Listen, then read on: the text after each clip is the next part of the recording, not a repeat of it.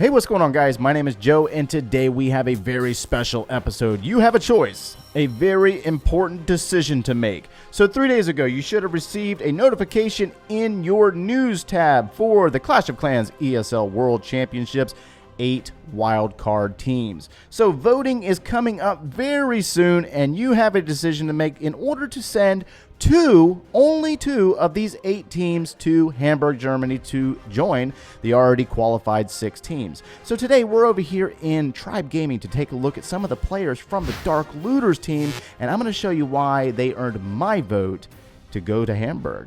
But first, on this channel, we have something called Question of the Day, and this question actually really aligns perfectly with the topic for today.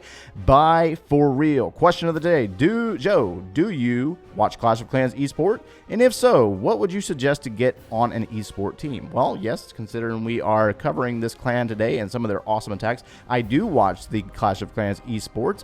But my advice for you, if you want to join an esports team, you need to literally sleep, dream, eat, drink, play Clash of Clans all day long.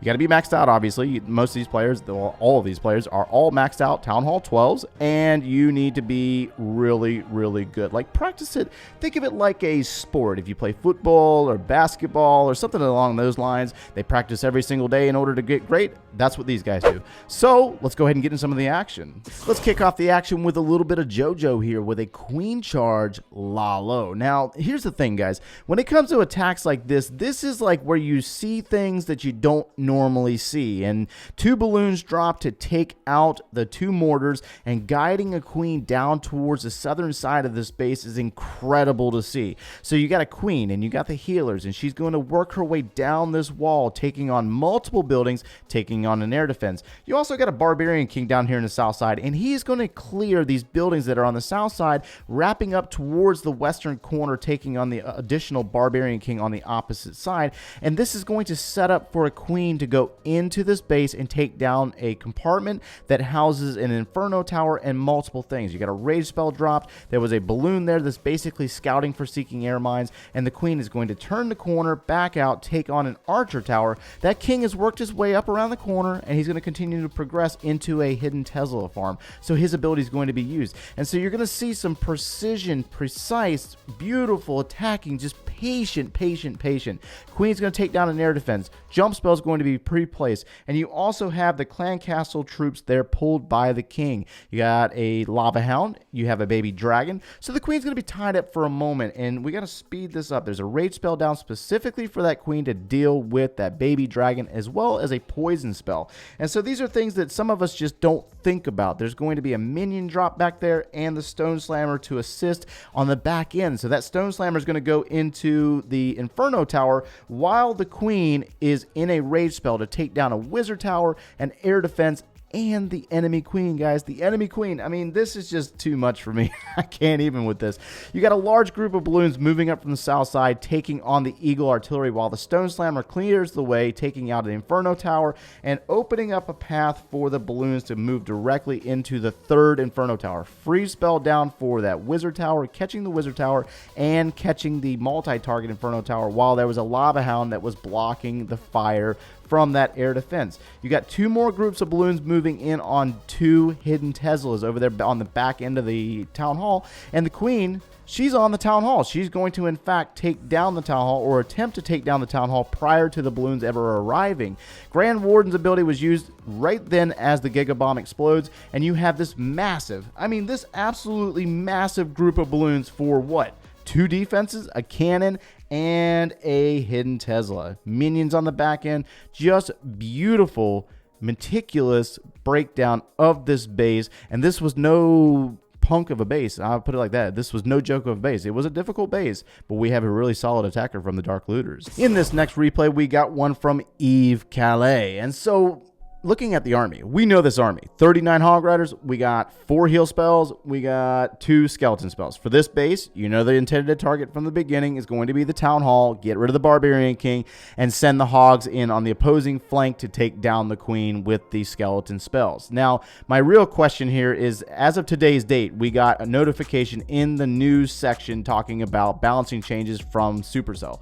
And so the Hogs are going to be catching a slight nerf in the hit points department department. I think there's like 10 hit points being removed from the hogs. Are we going to see the hog riders decline, the hog rider use decline, or are they going to be used about the same as before? These ESL clans are going to be the ones that really tell us whether that's going to be the case or not once those changes take effect.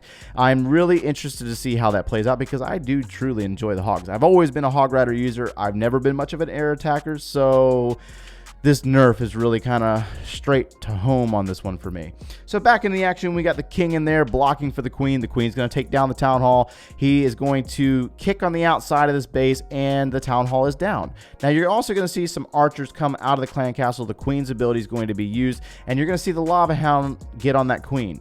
Poison spell down for that balloon, and the queen is unfortunately going to pop this hound, but there's a plan for that as well. Don't worry about it. It's okay. Queen's going to take out multiple pups. The poison spell is going to assist with some pups, and there's going to be a wizard and archer to finish off taking out some of the pups. Now, there's some pups down on that king. You're going to see the hogs move through, all 39 of them, guys. You know how this goes. Hogs are going to move through a heal spell. Skeleton spells dropped on the queen's location, as well as a freeze spell on that queen, freezing the queen. Grand Warden's ability used to Eternal Tome the hogs as well as the skeletons. Skellies are going to take down that queen, and the hogs are going to part off into 3 different locations. Stone Slammer moving in on the opposing side, taking down a hidden Tesla, and hogs are going to fall out of that Stone Slammer. So we got additional hogs moving into an Archer Tower, Bomb Tower, and the second to last Inferno Tower. Heal spell down, looks like the final heal spell, and you're going to see a miner dropped in on the back end. I mean, I don't think of things like this. That one single miner to go in after a builder's hut up there in the north, I don't think of this. This is pro level stuff, guys, that I just don't think of, and I'm just like an average player. What can you say, guys? I'm average compared to this. So beautiful hog rider use, moving into the final hidden Tesla over there, taking it down. Cleanup. I mean, we're going to speed through the cleanup, guys, and we got other attacks that we're going to take a look at today because this stuff is where it's at, and this is why you should vote for Dark Looters. Next up, we have a triple from Knowledge, and we got a different army than the previous ones that we've seen before, with the P.E.K.K.A.s and the Electro Dragon and the balloons moving in towards the town hall. So we got hog riders in this composition as well, 30 hogs on this one. You got a wall wrecker down there, and these attacks are just so well planned out that it almost seems like sometimes they're just a little too pretty. But that's one of the best things about these ESL teams in general, all the way around.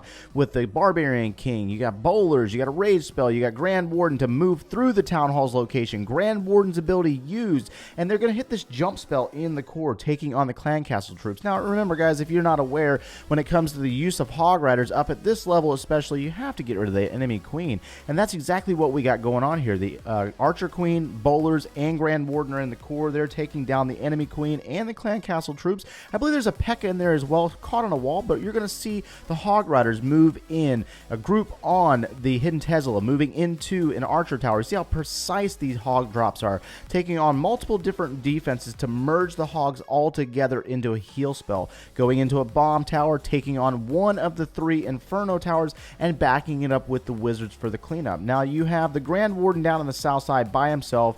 Looks like the queen is down and the king are down in the core, but the hogs are going to carry their way through this base, taking down the 2nd inferno tower and moving through a giant bomb location down into the 3rd location with a heal spell drop. Just beautiful breakdown of this base, basically breaking it into a T shape, so to speak. You got the heroes and the Electro Dragon and the bowlers moving through the town hall, and then a parallel or perpendicular across would be the hogs moving down into the final 2 defenses. Again, a beautiful attack, and we're going to probably finish up this video with one more hog attack. So like I said before, this is the 2nd hog attack. We got a 3rd one after this, and I'm very interested to see the changes on the hog riders and if we're going to see more balloons as we move into the championships up in October. And for our final attack, we have one more from JoJo. We got a Queen Charge hog rider attack this time around, and you're going to start out with the bowler over there. You got a bowler on the laboratory taking down that and an elixir pump, and then you're going to see the Barbarian King dropped off to the immediate right of the queen. Healers are in reserve while that king works. Healers are going to be dropped off to the left of that queen, and she's going to go into a cannon, taking down the third hidden Tesla, and then that king's ability is going to be used. That way he doesn't pull the healers off that queen. Now you saw the scout wall breaker, beautiful work with the scout, finding a giant bomb location, and then the bulk of wall breakers opening up the compartment for the queen. She's going to take down this archer tower, take on a archer from the clan castle, and then she's going to have a rage spell dropped on her and a balloon. So the balloon's going to move in, freeze spell, freezing that town hall and giving the queen some time so she's dealing with the clan castle troops. Beautiful use of the freeze spell there. And then you're going to see a pair of minions drop to assist this queen since the town hall has come from being frozen. Rage spell dropped on that queen to take down that town hall, and then a balloon to go into that hidden Tesla. This is how patient the ESL attackers are. The competitive pro level players, this is what they do. They practice this stuff so much that it's just basically second nature to them to see the attack develop and unfold and make adjustments on the fly. Now this is pre-planned, but you're going to have to be patient in these attacks. Now there is a jump spell placed for that queen to get into that eagle artillery as well as the enemy queen. She's going to hop the wall, go into the back end of a sweeper, and then you're going to see the stone slammer moving in to a cannon's location, and then you're going to see a large group of hogs dropped on that first mortar, a second group of hogs on an archer tower, and then two more groups on air defense wizard tower. And at the same time, the queen was taking down the enemy queen. Now that queen will in fact go down in the core, but her job is complete. It doesn't matter. She's no longer required. Heal spell for this large group of hogs. Now you notice how the defenses were cleared for the hogs to merge together. And as the hogs move towards this inferno tower as well as the bomb tower, the Grand Warden's ability will be used to preserve the life of those hogs to move through the giant bomb location as well as a giant bomb in the core, or the bomb tower and then the giant bomb. Anyways, so the hogs are going to basically group up again and move down through this last little handle of defenses in the mortar, cannon, wizard tower, archer tower, and the final inferno tower. And on the back end, you got wizards. So, I mean, this is just a little bit of a taste, guys, and you got to think about it when it comes time to vote. Very soon, those voting polls are going to be opened up for these wildcard teams. Now, all 8 of these teams are amazing teams to watch, but you got to think about the players or the teams that are going to put on the best show possible. And I believe, in my mind here, seeing Dark Looters players in their sister clan with the tribe team working together, planning these things out and practicing those skills, this is where you need to look when it comes to voting and preparing your ballots come voting day.